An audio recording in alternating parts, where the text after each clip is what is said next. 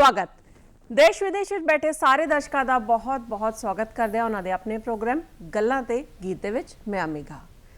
जे दिल की गल करिए तो साडा दिल 1 मिनट दे विच लगभग 70 तो 72 बार धड़कता है। जे गल करिए एक दिन की तो लगभग 1 लाख बार धड़कता है तो एक साल दे विच लगभग 3 करोड़ 70 लाख बार धड़कता है।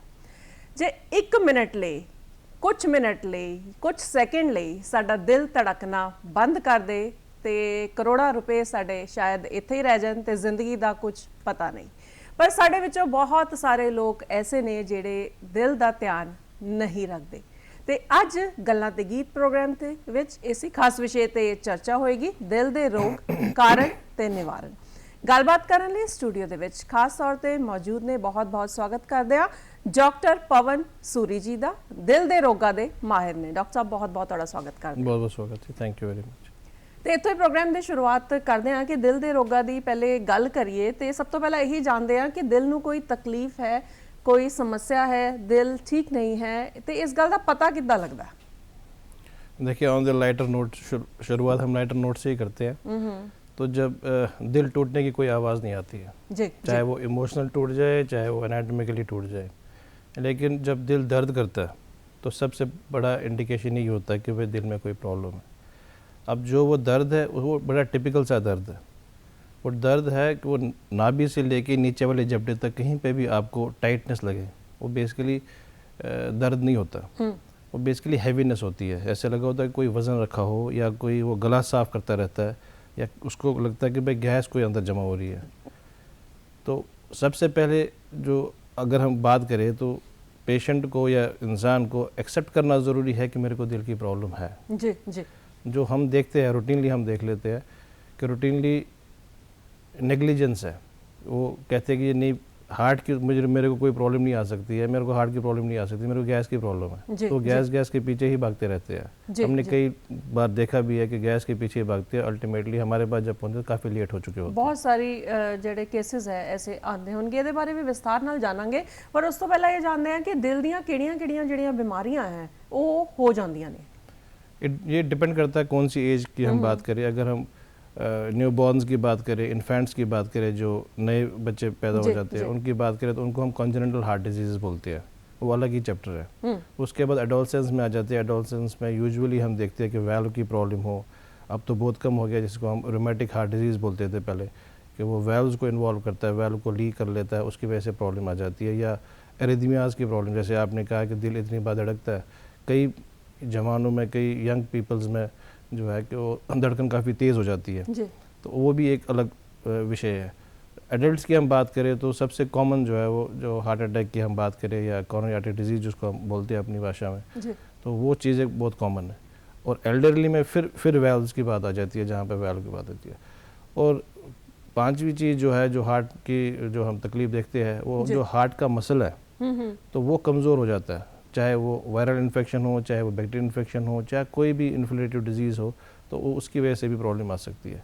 तो अगर हम मोटा मोटा हार्ट का देख लें तो वैल्व की प्रॉब्लम आ सकती है, कॉन्जेनिटल हार्ट डिजीज़ आ सकते हैं, आपके मसल जो हार्ट का मसल है उसमें प्रॉब्लम आ सकती है, हार्ट की नसें जो है उसमें प्रॉब्लम आ सकती है, और हार्ट में जो करंट है उसकी प्रॉब्लम आ सकती है। तो अलग अलग ये विषय है। जी जी, ये समस्यावां ਜਿਹੜੀਆਂ है वो दिल नूं आ जांदियां, क्योंकि दिल का तंदुरुस्त होना बहुत ज़्यादा ज़रूरी है। आम तौर पर असीं देखिया कि जदों असीं फिल्मां दे विच देखदे हां या फिर किताबां दे विच देखिया है कि दिल एक बड़ा खूबसूरत सानूं नज़र आंदा है, लाल रंग का जिहड़ा दिल हुंदा है। कि जे असल दे विच दिल डॉक्टर साहब ऐसा ही हुंदा, क्योंकि तुसीं तां बिल्कुल सामने तो दिल नूं अक्सर देखिया होएगा कि ऐसा ही नज़र आंदा है। देखिए, जो दिल को दिखाया गया है कि लाल है, लाल जो है it is red is a colour of passion. Red जो है ये एक कलर है एनर्जी का। तो आपने जैसे बोला कि हार्ट इतने करोड़ बार धड़कता है एक साल में, तो यू कैन अंडरस्टैंड कि अगर जी जी जी यू कैन अंडरस्टैंड कि उसमें कितना वो कर सकते हैं। जी, असं समझ सकते हैं। जी जी, बिल्कुल ठीक गल है। तो डॉक्टर साहब गलबात नूं हुण अगे वधाने आ कि दिल दीयां बीमारियां तुसीं दसियां कि किहड़ियां-किहड़ियां हो जांदियां। तो हार्ट अटैक की जे गल करिए, आम तौर पर ये देखण दे विच आया, असीं आम ही देखते हैं कि कोई तंदुरुस्त इंसान हुंदा है ਪਰ ਕੁਝ ਪਲਾਂ ਦੇ ਵਿੱਚ ਉਹ ਜ਼ਿੰਦਗੀ ਉਹਦੀ ਚਲੀ ਜਾਂਦੀ ਹੈ, ਕਿਉਂਕਿ ਸੁਣਨ ਦੇ ਵਿੱਚ ਆਉਂਦਾ ਹੈ ਕਿ ਉਸ ਨੂੰ ਹਾਰਟ ਅਟੈਕ ਹੋਇਆ। ਤੇ ਹਾर्ट अटैक असल ਦੇ ਵਿੱਚ क्यों हो जाता है? देखिए, जो सडनली चला जाता है, जैसे आपने कहा, उसको हम यूजुअली अपनी लैंग्वेज में सडन कार्डिक अरेस्ट बोलते हैं जी। तो हार्ट अटैक जो है वो एक कॉमन, सबसे कॉमन रीज़न जो है कार्डिक अरेस्ट का वो हार्ट अटैक है। हार्ट अटैक जो है वो वेसल की प्रॉब्लम है, नस की प्रॉब्लम है, जैसे ब्लड सप्लाई की प्रॉब्लम है। और जो कार्डिक अरेस्ट जो है वो करंट की प्रॉब्लम है जी। तो उस टाइम हार्ट पूरा बैठ जाता है। तो सबसे कॉमन रीज़न जो कार्डिक अरेस्ट का वो हार्ट अटैक ही है। तो उसमें नस बंद हो जाती है, ब्लड सप्लाई कम हो जाती है और सडनली हार्ट बैठ जाता है।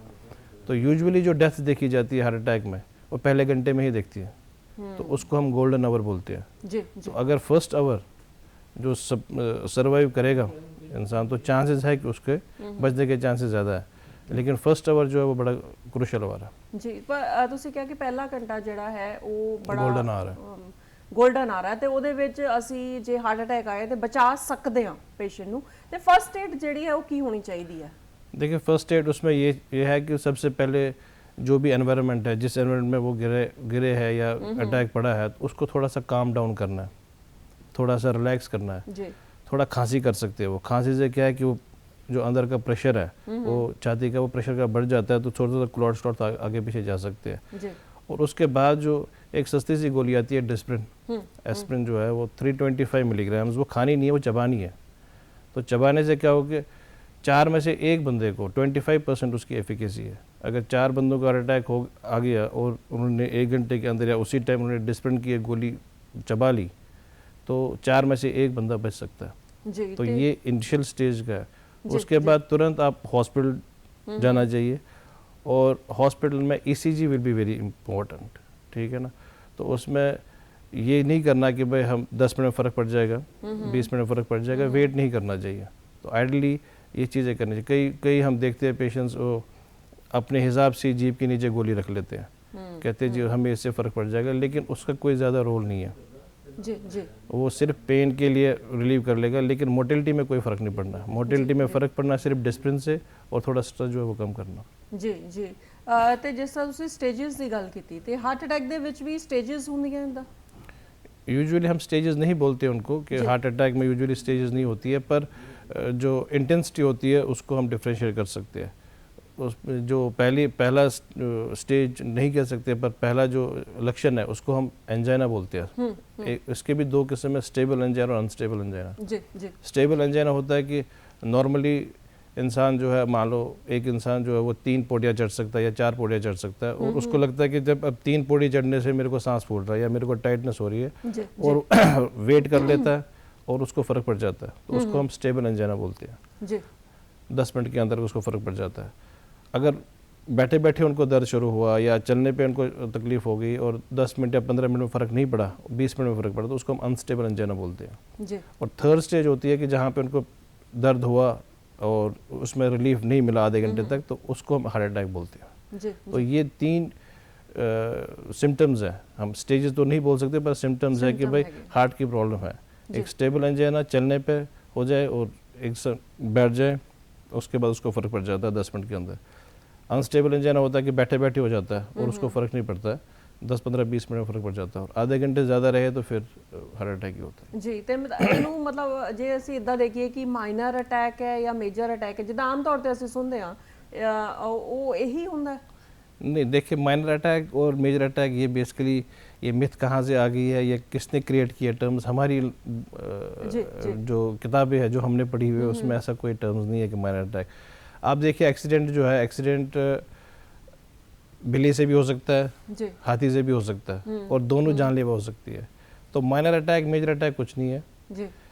ये मिथ क्रिएट किया गया है कि भाई ये थोड़ा सा अटैक पड़ा है, थोड़ा सा नहीं है, ज़्यादा है, ऐसा कुछ नहीं है। जी। But definitely severity of attack की अगर हम बात करें, मान लो एक पेशेंट है, उसको अटैक पड़ गया, लेकिन उसका हेमोडायनेमिक स्टेबल है, बीपी स्टेबल है, सारा कुछ स्टेबल है, तो उसको हम माइनर तो नहीं कहते, पर हम कहेंगे स्टेबल है। जी। जी। दूसरा होता है कि वो शॉक में आ जाता है, जिसको हम कार्डियोजेनिक शॉक बोलते हैं, कि भाई उसका बीपी नहीं मिल रहा, कुछ नहीं मिल रहा, तो उसको हम मेजर अटैक तो नहीं कह सकते, पर वो शॉक में है। तो हो सकता है कि उन टर्म्स को लोगों ने अपने हिसाब से, क्योंकि हिंदुस्तान में प्रॉब्लम यह है कि हर घर में हर इंसान डॉक्टर है, डॉक्टर को छोड़ के। जी।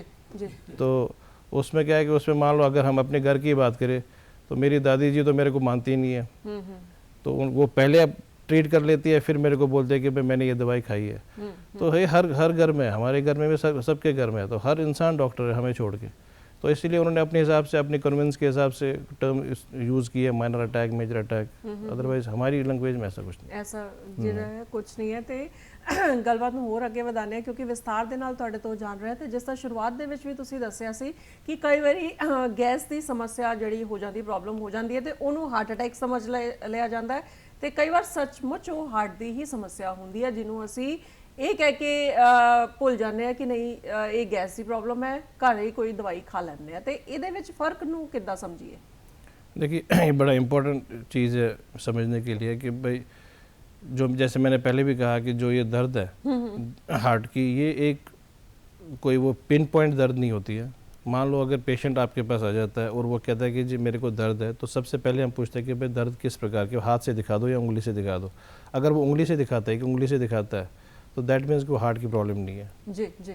अगर वो ऐसे दिखा देता है कि भाई पूरा, इसको हम लेवेंसाइन बोलते हैं अपनी लैंग्वेज में, अगर वो कहता है कि वो स्पेसिफाई नहीं कर पा रहा, तो लोकलाइज नहीं कर पा रहा है, तो वो कार्डियक प्रॉब्लम हो सकती है।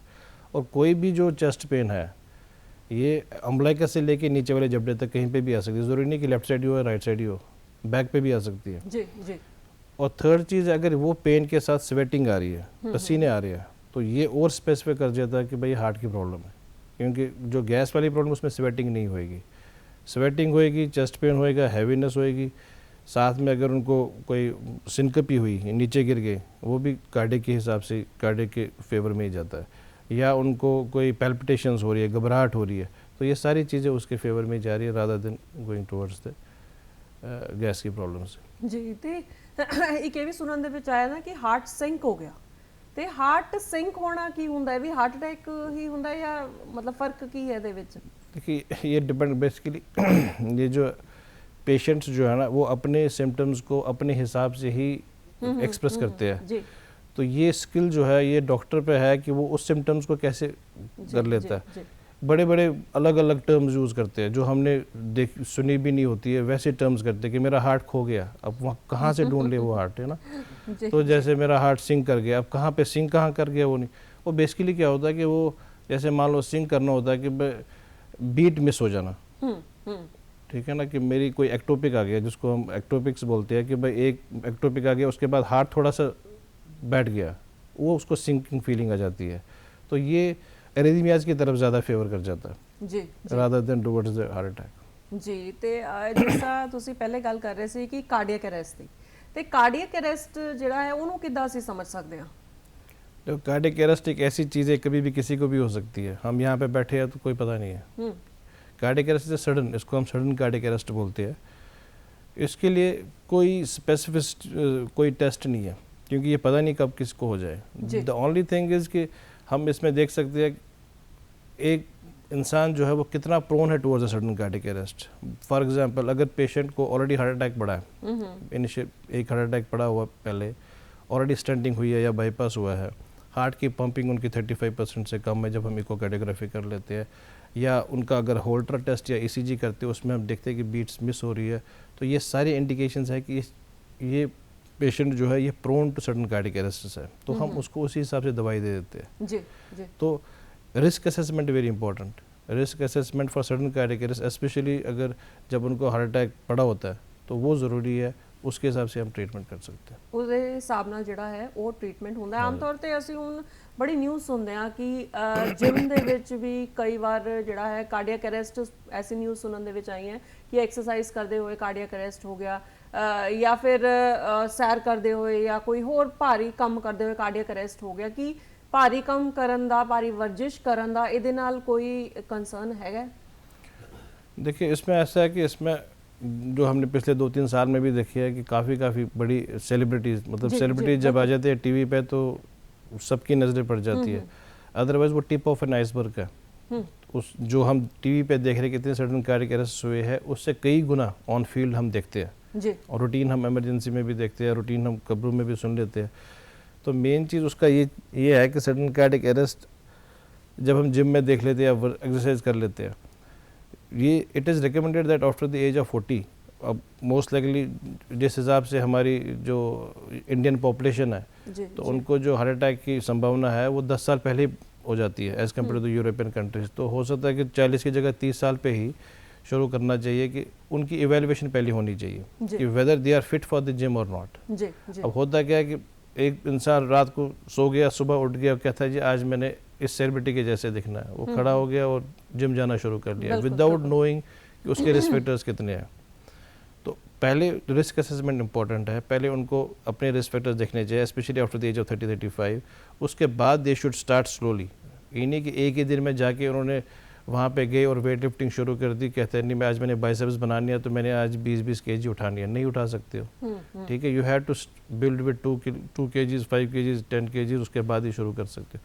तो सडनली आप अपने हार्ट को स्ट्रेस दोगे, so that is one of the factors. The other factor is there are lot of जो अलग अलग चीज़ें हैं आजकल खाने को मिलती है या जिम में जाके they take for body building, तो उनका भी असर देखा गया है, उन्हों का असर जेड़ा है। तो they should gym people they should avoid मतलब वो चीज़ें उनको ट्रांसफर करने के लिए कि मतलब जो नेचुरल हैगा, जे ਅਸੀਂ नेचुरल चीज़ां ज़्यादा खाने आ ते तंदुरुस्त ज़्यादा रह सकते हैं।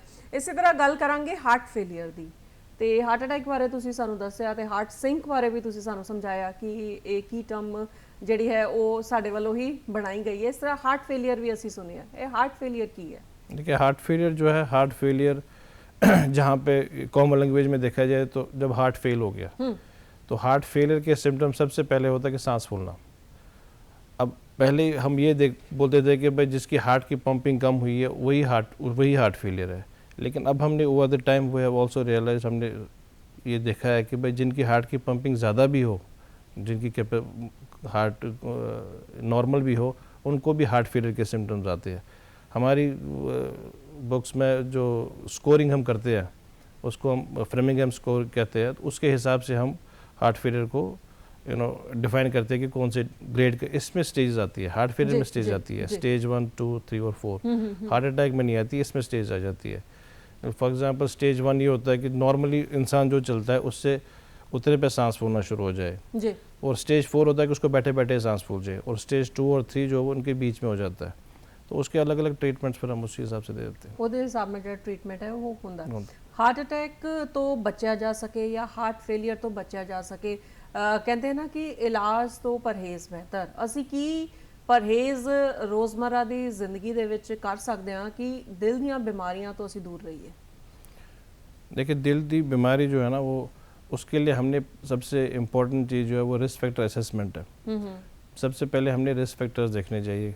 अगर हम मोटा मोटा देख ले तो देयर आर अबाउट 200 से ऊपर रिस्क फैक्टर्स है। अब सब पे हम कंट्रोल नहीं कर सकते, तो जो मोटा मोटा है जो रिस्क फैक्टर्स है वो 10 रिस्क फैक्टर्स है जिन पे हमने मेन फोकस करना चाहिए। उसमें ब्लड प्रेशर है, उसमें डायबिटीज़ है, उसमें आपका कोलेस्ट्रॉल का आ गया, उसमें आपका बॉडी मास इंडेक्स आ गया, ओबेसिटी आ गई, स्मोकिंग आ गया, अल्कोहल आ गया, डाइट आ गया, और अपना फिज़िकल एक्टिविटी आ गई। तो ये 9-10 चीज़ें जो है इन पे हमें फोकस करना चाहिए। और अब टाइम आ चुका है जिस हिसाब से हम सडन कार्डियक अरेस्ट देखते हैं, जिस हिसाब से हार्ट अटैक्स की इंसिडेंस हम देख रहे हैं, तो अब टाइम आ चुका है कि we should know our numbers. अब जैसे हम पहले कहते थे कि आपका नाम क्या है, तो फलानी फलानी, आपकी उम्र कितनी है, तो हमारी लिमिटेशन वहीं पे हो जाती थी जी। तो अब आज की डेट में beyond the age of 20 recommendations है, बियॉन्ड द एज ऑफ 20 साल के बाद आपको अपना एज पता होना चाहिए, आपको अपना नाम पता होना चाहिए, आपको अपना ब्लड प्रेशर का नंबर पता होना चाहिए, आपको शुगर का नंबर पता होना चाहिए, आपको कोलेस्ट्रॉल का नंबर होना चाहिए जी। आपको अपना वेस्ट के डायमीटर पता होना चाहिए, आपको बॉडी मास इंडेक्स पता होना चाहिए, आप कितने सिगरेट पीते हो वो पता होना चाहिए, अल्कोहल कितना लेते हो वो पता होना चाहिए। ये सारे नंबर है। तो ये नंबर हर इंसान को 20 साल के बाद पता होने चाहिए, कि तभी उसके बाद ही आप रिस्क असेसमेंट कर सकते हो जी। जब ये सारी चीज़ें आपको पता है अपने बारे में, उसके बाद कई ऐप्स आती है आज की, उसमें एक ऐप आती है तो वो स्कोरिंग कर देता है, वो आपको बताता है कि 10 साल के अंदर जो जितने रिस्क फैक्टर्स आपके पास है इनमें से, तो 10 साल में आपको हार्ट अटैक के चांसेस कितने हैं जी जी। तो ये नंबर इम्पोर्टेंट है। 20 साल के बाद हर इंसान को नंबर पता होना चाहिए कि मेरा ये नंबर है, और हर साल उसको एवेलुएट करना चाहिए। आज मेरा वेस्ट इतना है, 5 साल के बाद मेरा वेस्ट इतना है, 6-7 साल के बाद इतना है। मैं इतने सिगरेट पीता था, इतने मैंने कम कर दिए। जी, तो ये जी। चीज़ें बहुत इंपॉर्टेंट है। ਇਹ ਬਹੁਤ ਜ਼ਰੂਰੀ ਹੋ ਜਾਂਦੀਆਂ ਤੇ ਇਸੇ ਤਰ੍ਹਾਂ ਜਿਸ ਤਰ੍ਹਾਂ ਡਾਇਬੀਟੀਜ਼ ਦੀ ਗੱਲ ਕਰੀਏ ਤੇ ਜਿਹਨੂੰ ਡਾਇਬੀਟੀਜ਼ ਦੀ ਪ੍ਰੋਬਲਮ ਹੈ ਕਿ ਉਹਨੂੰ ਹਾਰਟ ਪ੍ਰੋਬਲਮ ਹੋਣ ਦਾ ਜਿਹੜਾ ਰਿਸਕ ਹੈ ਉਹ ਵੱਧ ਜਾਂਦਾ ਹੈ। देखिए डायबिटीज़ तो अनफॉर्चुनेटली इंडिया जो है वो कैपिटल तो बन ही गया है। तो डायबिटीज़ जो है इसको हम बोलते ही कॉर्नरी इक्विवेलेंट, उसका मतलब है कि ये हार्ट अटैक के बराबर ही है। जिसको डायबिटीज़ है दैट मीन्स कि वो हार्ट अटैक के बराबर ही है। तो ये एक बहुत बड़ा रिस्क फैक्टर है और ये सारे जो इकट्ठे आ जाते हैं। जी जी। सिर्फ फ़र्क ये देखो, ये जितने भी रिस्क फैक्टर्स मैंने आपको गिना दिए ये सारे एक बराती है। अब इनमें से कोई एक दूल्हा बन जाता है किसी टाइम, बाकी बराती बनते हैं। टाइम पर डिपेंड करता है। जैसे मान लो कोई डायबिटीज़ पहले हो गया तो ये जितने भी बाकी रिस्क फैक्टर्स है, ब्लड प्रेशर है, कोलेस्ट्रॉल, ये बराती है। जी तो ये कब आ जाए, 2 साल 4 साल में आ जाते हैं। जी। किसी का ब्लड प्रेशर पहले आ जाता है तो डायबिटीज़ 4 साल बाद आ जाता है। तो ये सारे इकट्ठे ही है। तो हमने सिर्फ फोकस करना है कि भाई हम इसको कितना हम इसको अवॉइड नहीं कर सकते हैं, क्योंकि हमारी जेनेटिक्स भी है, हमारा जो है फैमिली हिस्ट्री भी है, उसको हम चेंज नहीं कर सकते हैं। तो हमारे हाथ में सिर्फ ट्रिगर ही है कि हम इसको डिले कब कर सकते हैं, कब हमने गोली चलानी है, वो हम पे डिपेंड करता है, डिपेंडिंग अपॉन कि हम अपना लाइफस्टाइल कैसे मॉडिफाई कर लें। जी, अपना ਲਾਈਫਸਟਾਈਲ ਸਾਨੂੰ कैसा रखना चाहिए है, इस बारे भी विस्तार ਦੇ ਨਾਲ ਜਾਣਾਂਗੇ। ਫਿਲਹਾਲ ਗੱਲਾਂ ਤੇ ਗੀਤ ਪ੍ਰੋਗਰਾਮ ਦੇ ਵਿੱਚ ਸਮਾਂ ਹੋ ਰਿਹਾ ਹੈ, ਦੇਖਦੇ ਹਾਂ ਇਹ ਗੀਤ। ਆਏ ਹਾਏ ਆਏ ਹਾਏ ਹੌਕੇ ਕਰਦਾ ਕੁੱਲ ਖੇੜਨ ਦੀ ਰੁੱਤ ਆਈ ਮਾਹੀਆ ਤੈਨੂੰ ਵੇਖਣ ਨੂੰ ਦਿਲ ਕਰਦਾ ਬੇਰਾਂ ਦੀਆਂ ਪੱਕੀਆਂ ਬੇਰੀਆਂ ਜੀ ਮੇਰਾ ਮਿਲਣ ਨੂੰ ਕਰਦਾ ਉਹ ਦਿਲ ਮੇਰਾ ਹੌਕੇ ਪਰਦਾ ਇਹ ਦਿਲ ਮੇਰਾ ਹਾਏ ਹਾਏ ਕਰਦਾ ਉਹ ਦਿਲ ਮੇਰਾ ਹੌਕੇ ਪਰਦਾ ਇਹ ਦਿਲ ਮੇਰਾ ਹਾਏ ਹਾਏ ਹੌਕੇ ਪਰਦਾ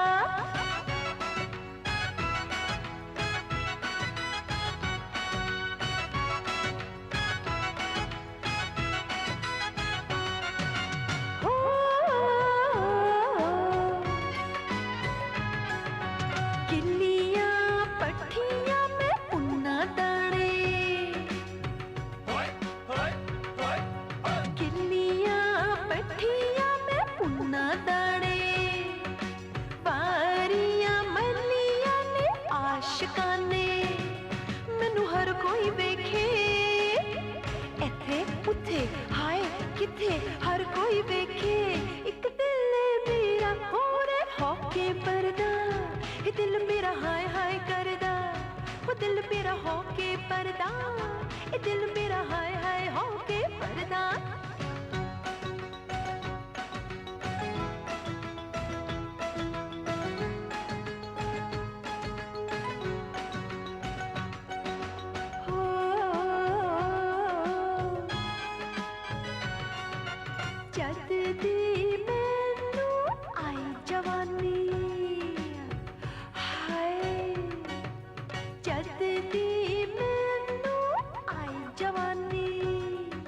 शर्म दे नाल होई पानी पानी मैनू हर कोई देखे इत्थे उत्थे हाय किथे हर कोई देखे एक दिल मेरा हो रे होके परदा ये दिल मेरा हाय हाय करदा ओ दिल मेरा होके परदा ये दिल मेरा हाय हाय होके परदा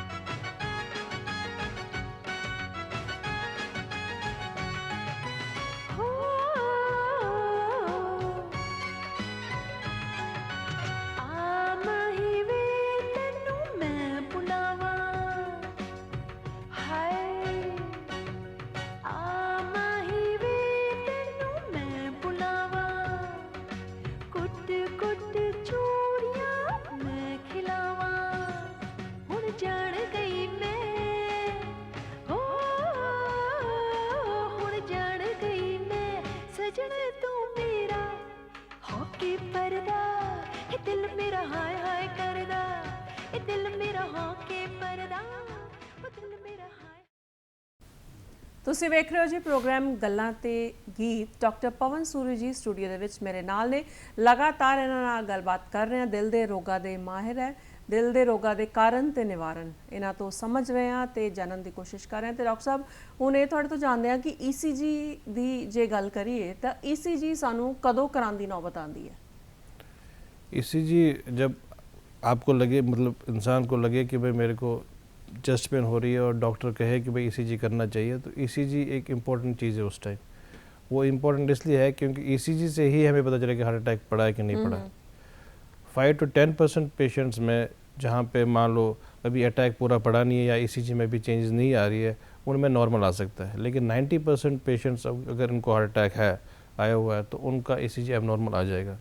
तो जिन 10% में जो नॉर्मल आ जाएगा तो उनको हम यूजुअली हम सीरियल ECGs करा देते हैं, घंटे के बाद, 2 घंटे के, 4 घंटे का। अगर चेंज आ रही है दैन वो उनको एवेलुएट करते हैं हार्ट अटैक के लिए, अगर नहीं है तो फिर उनको बाकी टेस्ट करा देते हैं।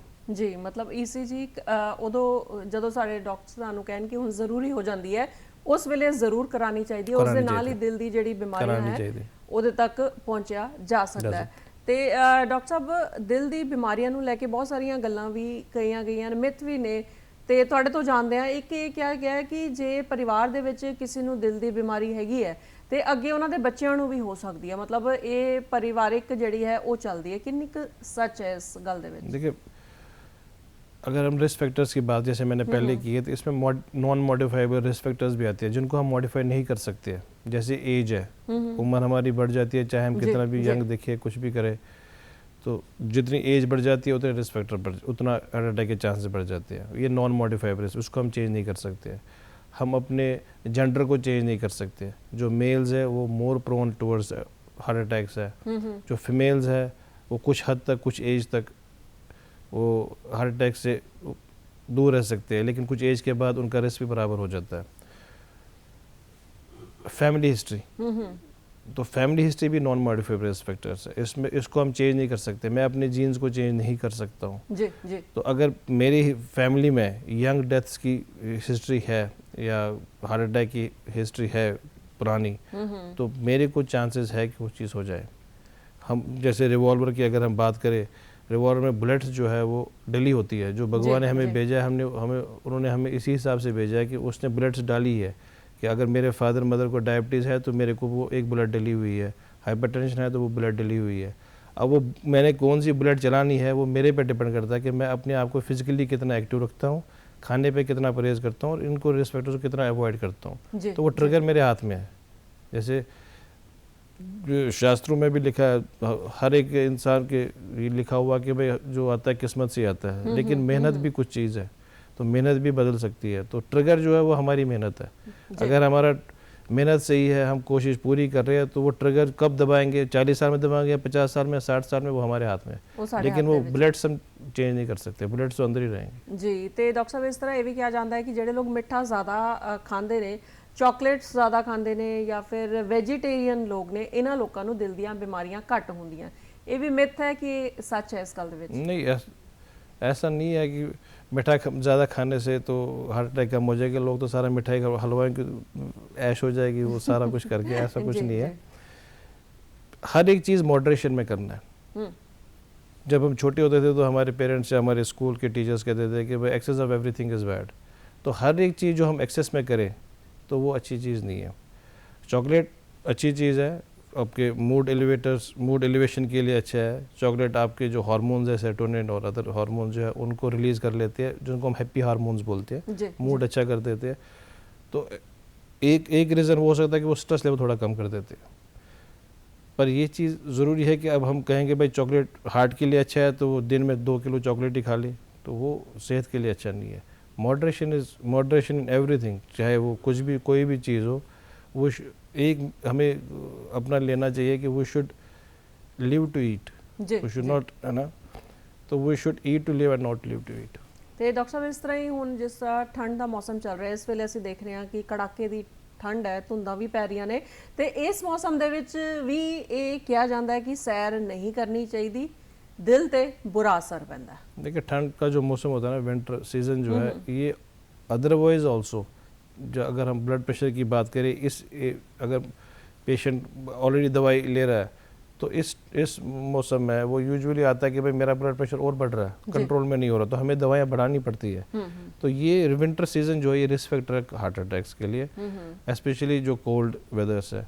दो वजह है, एक तो ये रिस्क फैक्टर्स बढ़ा देता है, जैसे मैंने कहा कि ब्लड प्रेशर की वैल्यूज़ बढ़ जाती है, और सेकंड चीज़ है कि जो नसें होती है उनको वो वैसो कंस्ट्रक्शन बोलते हैं, वो स्पाज्म में चली जाती है बिकॉज ऑफ कोल्ड, तो वो चीज़ को प्रेस्ट्रेट करती है, हार्ट अटैक प्रेस्ट्रेट करता है। तो यूजुअली हम अपने पेशेंट्स को इस सीज़न में ये बोलते हैं कि भाई सैर अगर करनी है तो दोपहर में करो, और कपड़े पैंट पूरे फुल करके, और अपना स्पेशली अपना जो माउथ और नोज़ है उसको कवर करके, क्योंकि जितना भी ठंडा आ जाता है वो सारा वैसो कंस्ट्रक्शन कर रहे थे वो हार्ट अटैक के लिए। तो सैर बंद नहीं करनी है, पर टाइमिंग थोड़ा सा चेंज कर सकते हैं। ਤੇ ਡਾਕਟਰ ਸਾਹਿਬ ਜੇ ਯੋਗਾ ਦੀ ਗੱਲ ਕਰੀਏ ਤੇ ਰੂਟੀਨ ਦੇ ਵਿੱਚ ਯੋਗਾ ਕਰਨਾ ਸਾਡੇ ਦਿਲ ਲਈ ਕਿੰਨਾ ਫਾਇਦੇਮੰਦ ਹੋ ਸਕਦਾ ਹੈ? योगा तो हर एक चीज़ के लिए इम्पोर्टेंट है जी। और मेरे हिसाब से तो ये हर स्कूल में, हर कॉलेज में एक होना चाहिए। जैसे पीटी होता है, हमारे टाइम पीटी होते थे, फिजिकल ट्रेनिंग क्लासेस होती थी, तो एक योगा क्लासेस भी होनी चाहिए। योगा एक्चुअली स्ट्रेचिंग एक्सरसाइज है, इसमें बॉडी मसल स्ट्रेच हो जाते हैं। योगा मेंटल एक्सरसाइज है, इससे आपका मेंटल जो है संतुलन जो वो बैलेंस हो जाता है, और योगा फिजिकल एक्सरसाइज भी है। तो ये तीनों का मिश्रण है। अगर हम फिजिकल एक्टिविटी करें, जिम जाए, रनिंग करें, तो उसमें फिजिकल एक्टिविटी आ जाती है, लेकिन योगा से वो तीनों चीज़ें आ जाती हैं। तो आई फील कि योगा जो है वो आने वाले टाइम में इसका अच्छा होना चाहिए, और ये ज़्यादा अच्छे बड़े प्लेटफॉर्म पे प्रमोट होना चाहिए। ਜੀ ਬਿਲਕੁਲ ਤੁਸੀਂ ਠੀਕ ਹੈ। ਤੇ ਹੁਣ ਗੱਲ ਕਰਾਂਗੇ ਕੋਲੇਸਟ੍ਰੋਲ ਦੀ, ਕਿਉਂਕਿ ਇਹ ਜਿਹੜੀ ਕੋਲੇਸਟ੍ਰੋਲ ਦੀ ਪ੍ਰੋਬਲਮ ਹੈ ਉਹ ਵੀ ਖਾਸ ਤੌਰ ਤੇ ਜੇ ਪੰਜਾਬੀਆਂ ਦੀ ਗੱਲ ਕਰੀਏ ਤੇ ਇਹ ਪ੍ਰੋਬਲਮ ਜ਼ਿਆਦਾ ਹੈ। ਤੇ ਕੋਲੇਸਟ੍ਰੋਲ ਨੂੰ ਕਿੱਦਾਂ ਜਿਹੜਾ ਹੈ ਉਹ ਕਾਬੂ ਦੇ ਵਿੱਚ ਕੀਤਾ ਜਾ ਸਕਦਾ ਹੈ, ਜਾਂ ਫਿਰ ਅਸੀਂ ਖਾਣ ਪੀਣ ਦੀਆਂ ਜਿਹੜੀ ਆਦਤਾਂ ਹੈ ਉਹਨੂੰ ਕਿੱਦਾਂ ਬਦਲਾਵ ਕਰਕੇ ਆਪਣੇ ਜਿਹੜੇ ਕੋਲੇਸਟ੍ਰੋਲ ਲੈਵਲ ਨੂੰ ਕੰਟਰੋਲ कर सकते हैं? देखिए कोलेस्ट्रॉल जो है ये भी एक, इनको हम जितने भी ये छोटे छोटे रिस्क फैक्टर्स है इनको हम साइलेंट किलर्स बोलते हैं। इनका कोई सिम्टम्स ही नहीं है। ब्लड प्रेशर है, डायबिटीज़ है, कोई सिम्टम्स नहीं है। कोलेस्ट्रॉल किसी को पता भी नहीं चलेगा जब तक वो टेस्ट नहीं करेगा। तो बियॉन्ड द एज ऑफ 20 हर इंसान को पता होना चाहिए कि मेरा कोलेस्ट्रॉल लेवल क्या है, मेरा कोलेस्ट्रॉल लेवल का पैटर्न क्या है। अब कई लोग आते हैं कोलेस्ट्रॉल करके, जी हमने कोलेस्ट्रॉल टेस्ट कर दिया, वो टेबल पे पर्चे रख लेते हैं, टोटल कोलेस्ट्रॉल 240, जी डॉक्टर साहब मेरा कोलेस्ट्रॉल बढ़ा हुआ है। जी जी। हमने खाली कोलेस्ट्रॉल नहीं देखना होता, हमने कोलेस्ट्रॉल का पैटर्न देखना होता है कि एलडीएल कितना है, एसडीएल कितना है, नॉन एसडीएल कितना है, मतलब वो रेशियो देख के ही हमने आगे डिसाइड करना होता है कि भाई इसमें दवाई देनी है कि नहीं देनी है। सेकंड चीज़ है कि दवाई कब शुरू करनी है, उसके लिए भी पैरामीटर्स है कि दवाई कब शुरू करनी चाहिए। तो अगर थोड़ा सा भी किसी का कोलेस्ट्रॉल बढ़ा है, सबसे पहले दवाई से मोर इम्पोर्टेंट है कि उसको अपने डाइट में कंट्रोल करना चाहिए। जी जी। तो डाइट में जो हम यूजुअली नज़रअंदाज करते हैं, जो जिस पे हमारी ज़्यादा तवज्जो जाती नहीं है, वो है ऑयल, जो तेल हम यूज़ करते हैं। तो कोलेस्ट्रॉल का बड़ा क्लोज रिलेशन है इसके साथ, ऑयल्स के साथ। तो कुकिंग ऑयल जो है उस पर हमें फोकस करना चाहिए कि हमने कौन सा कुकिंग ऑयल यूज़ करना है और कौन सा कुकिंग ऑयल यूज़ नहीं करना है, क्योंकि उससे ही कोलेस्ट्रॉल का ज़्यादा बढ़ जाता है। और स्पेशली अगर हम बात करें स्ट्रीट फूड्स की, जैसे हम नॉर्थ जंक फूड्स, हमारे लिए ज़्यादा जंक फूड जो है वो स्ट्रीट फूड्स, समोसे, पकोड़े, पंजाबी, तो मतलब यू कैन अंडरस्टैंड। जी जी। तो पर एक चीज़ है कि आपने कोई समोसा वमोसा यहाँ पे रखा नहीं है, अच्छी बात है। तो ये उस पर हमें देखना चाहिए कि समोसा हमने खाना चाहिए कि नहीं खाना चाहिए। तो वो उसको कोलेस्ट्रॉल के साथ काफ़ी रिलेशंस है। जी, मतलब ਅਸੀਂ ਆਪਣੀ ਖਾਣ ਪੀਣ ਦੀਆਂ ਜਿਹੜੀ ਆਦਤਾਂ ਹੈ ਉਹਦੇ ਤੇ ਕਾਬੂ ਪਾ ਕੇ, ਜਾਂ ਫਿਰ ਜਿੱਦਾਂ ਤੁਸੀਂ ਪਹਿਲੇ ਕਿਹਾ ਸੀ ਮੋਡਰੇਸ਼ਨ ਦੇ ਵਿੱਚ ਚੱਲ ਕੇ ਅਸੀਂ ਕੋਲੇਸਟ੍ਰੋਲ ਨੂੰ ਕੰਟਰੋਲ ਜਿਹੜਾ ਹੈ ਉਹ ਕਰ ਸਕਦੇ ਹਾਂ। ਇਹਦੇ ਲਈ ਇਹ ਜ਼ਰੂਰੀ ਹੋ ਜਾਂਦਾ ਹੈ ਕਿ ਅਸੀਂ तेल बिल्कुल बंद कर दइए? नहीं, तेल बिल्कुल तो नहीं बंद कर सकते हैं। जी जी। डिपेंड करता है आप बनाना क्या चाहते हो। बेसिकली पहले ये था, पहले ये मिथ होती थी, या पहले हम ये प्रमोट करते थे कि ये कुकिंग ऑयल अच्छा है और ये कुकिंग ऑयल अच्छा नहीं है। जैसे मस्टर्ड ऑयल सही है, ऑलिव ऑयल अच्छा नहीं है, ऑलिव ऑयल अच्छा है, मस्टर्ड ऑयल अच्छा नहीं है। ऐसा कुछ नहीं है। ये डिपेंड करता है कि आप बनाना क्या चाहते हो। अगर आप मान लो पूड़ी बनाना चाहते हो, पूड़ियाँ फ्राई करना चाहते हो, हाई हीट पे जानना चाहते हो, पकोड़े बनाना चाहते हो, तो उसके लिए मस्टर्ड ऑयल अच्छा है जी, क्योंकि उसका स्मोकिंग पॉइंट जो है वो काफ़ी ज़्यादा है, तो वो ख़राब नहीं होता है। जो ऑयल नॉर्मल टेम्परेचर पे, जैसे कोकोनट ऑयल है, पाम ऑयल है, वो सॉलिड हो जाता है, वो बॉडी के लिए अच्छा नहीं है। वो यूज़ नहीं करना चाहिए। जो चीज़ रूम टेम्परेचर पे है, जो ऑयल रूम टेम्परेचर पे सॉलिड हो जाए वो बॉडी के लिए अच्छा नहीं है। जी वनस्पति की है, बटर है, सॉलिड है, नहीं लेना चाहिए। अगर बटर लेना ही है तो पीनट ऑयल, पीनट बटर ले लीजिए जो पीनट से बना हुआ है, rather than taking this butter. अब आपने सिर्फ पास्ता बनाना है जिसमें आपने ज़्यादा फ्राई नहीं करना, उसके लिए ऑलिव ऑयल अच्छा है। तो ये डिपेंड करता है कि आप कौन सा अब ये टाइम आ चुका है कि आपके किचन के शेल्फ में एक ही ऑयल नहीं होना चाहिए, उसमें अलग अलग ऑयल होना चाहिए। जिस दिन आपका मूड करे कि मैंने पास्ता खाना है उस दिन ऑलिव ऑयल ले लिया, जिस दिन लगे कि आपने पूड़ी और छोले खाने हैं तो आपने मस्टर्ड ऑयल ले लिया, आपको लगे कि थोड़ा सा आपने बटर लेना है तो पीनट बटर ले लिया। तो अलग अलग वेराइटीज़ होनी चाहिए अलग अलग चीज़ के लिए। ये नहीं कि एक ही ऑयल आप हर चीज़ में यूज़ करो, वो आपके मतलब सेहत के लिए अच्छा नहीं, वो सेहत ਲਈ ਚੰਗਾ ਨਹੀਂ ਹੋਏਗਾ। ਤੇ ਇਹ ਚੀਜ਼ਾਂ ਦਾ ਪਤਾ ਹੋਣਾ ਬਹੁਤ ਜ਼ਿਆਦਾ ਜ਼ਰੂਰੀ ਹੈ। ਤੇ ਡਾਕਟਰ ਸਾਹਿਬ ਖਾਣ ਪੀਣ ਦੀ ਗੱਲ ਚੱਲ ਰਹੀ ਹੈ ਤੇ ਮੈਂ ਇੱਥੇ ਮੋਟਾਪੇ ਦੀ ਗੱਲ ਜ਼ਰੂਰ ਕਰਾਂਗੀ, ਕਿਉਂਕਿ ਮੋਟਾਪਾ ਜਿਹੜਾ ਹੈ ਉਹ ਕਿਤੇ ਨਾ ਕਿਤੇ ਰਿਸਕ ਫੈਕਟਰ ਬਹੁਤ ਵੱਡਾ ਮੰਨਿਆ ਜਾਂਦਾ ਦਿਲ ਦੀ ਬਿਮਾਰੀਆਂ ਲਈ। ਤੇ ਤੁਸੀਂ ਇਹਦੇ ਬਾਰੇ ਕੀ ਕਹੋਗੇ ਕਿ ਜਿਹੜੇ ਲੋਕ ਓਵਰਵੇਟ ਨੇ ਉਹਨਾਂ ਨੂੰ ਆਪਣਾ weight ਘਟਾਉਣਾ ਲਾਜ਼ਮੀ ਹੋ ਜਾਂਦਾ ਹੈ? देखिए अनफॉर्चुनेटली आज की डेट में अगर हम देख ले तो जो चाइल्डहुड ओबेसिटी है वो एक बड़ी समस्या आने वाली है। जितने भी आप यंग जनरेशन बच्चे देख रहे हो वो सारे ओबीस है, कोई नॉर्मल नहीं है, सारे ओवरवेट या ओबीस है। तो ये आने वाले जनरेशन के लिए बहुत अच्छा संकेत नहीं है। तो सबसे पहले उसमें ये है कि उसमें ओबेसिटी कम करने का सिर्फ एक ही तरीका है, वो है फिजिकल एक्टिविटी, और किसी तरीके से ओबेसिटी कम नहीं हो सकती है। तो उसके लिए आपका विल पावर बहुत इंपॉर्टेंट है। अब होता क्या है कि इंसान सोचता है कि भाई कल से मैं करूँगा, वो कल कभी आता ही नहीं है, या अगर वो कल आ गया तो फिर परसों नहीं आएगा, वो एक दिन जाता है फिर कहता है रहने दो। तो प्रॉब्लम ये है कि ओबेसिटी कम करने के लिए, फिजिकल एक्टिविटी करने के लिए, तो will power is very important. Will power बहुत ਜ਼ਰੂਰੀ ਹੈ। ਤੇ ਡਾਕਟਰ ਸਾਹਿਬ ਹੁਣ ਕੋਈ ਨਾ ਕੋਈ ਦਰਸ਼ਕਾਂ ਨੂੰ ਸੁਨੇਹਾ ਜ਼ਰੂਰ ਦਿਓ ਕਿ ਕਿਸ ਤਰ੍ਹਾਂ ਦਿਲ ਜਿਹੜਾ ਹੈ ਉਹ ਬਿਲਕੁਲ ਤੰਦਰੁਸਤ ਰਹਿ ਸਕਦਾ ਹੈ। देखिए दिल जो तंदुरुस्त रहेगा वो इमोशनली भी तंदुरुस्त रखना चाहिए, अपने स्ट्रेस लेवल कम करना चाहिए। जो भी आप करते हो, जो भी काम आप करते हो, you should enjoy your work. और मोर इम्पोर्टेंटली जो रिस्क फैक्टर्स आपके हैं उनको कंट्रोल में रखो। तो ये इम्पोर्टेंट है। द स्ट्रेस जो है, जो मैंने रिस्क फैक्टर में नहीं बोला था, वो स्ट्रेस जो है that is one of the major risk factors, उसको कंट्रोल में रखो, बाकी सारी चीज़ें ठीक हो जाएंगी। ਜੇ ਮਤਲਬ ਸਾਰੀਆਂ ਚੀਜ਼ਾਂ ਦੇ ਵੱਲ ਧਿਆਨ ਦੇਵਾਂਗੇ ਤੇ ਸਿਹਤ ਜਿਹੜੀ ਤੰਦਰੁਸਤ ਰਹੇਗੀ, ਦਿਲ ਜਿਹੜਾ ਹੈ ਉਹ ਤੰਦਰੁਸਤ ਰਹੇਗਾ। ਪਰ ਬਹੁਤ ਜ਼ਰੂਰੀ ਹੈ ਇਹਨਾਂ ਸਾਰੀਆਂ ਗੱਲਾਂ ਵੱਲ ਧਿਆਨ ਦੇਣਾ। ਡਾਕਟਰ ਸਾਹਿਬ ਤੁਸੀਂ ਸਟੂਡੀਓ ਦੇ ਵਿੱਚ ਆਏ, ਤੁਸੀਂ ਬਹੁਤ ਵਧੀਆ ਜਾਣਕਾਰੀ ਦਿੱਤੀ, ਤੁਹਾਡਾ ਬਹੁਤ ਬਹੁਤ ਸ਼ੁਕਰੀਆ। Thank you.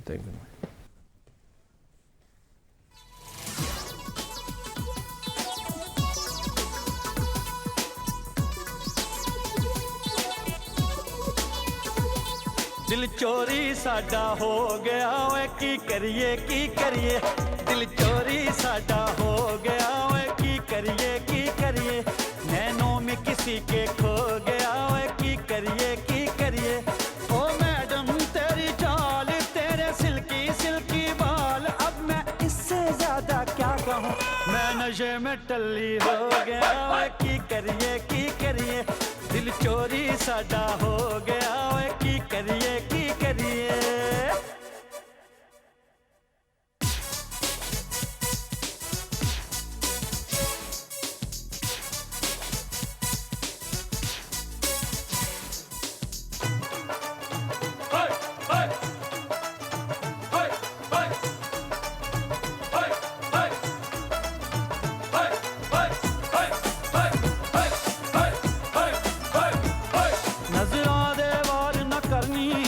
बेकरार ना करनी, दिल हो गया नी बेकाबू है, चल गया तेरा जादू।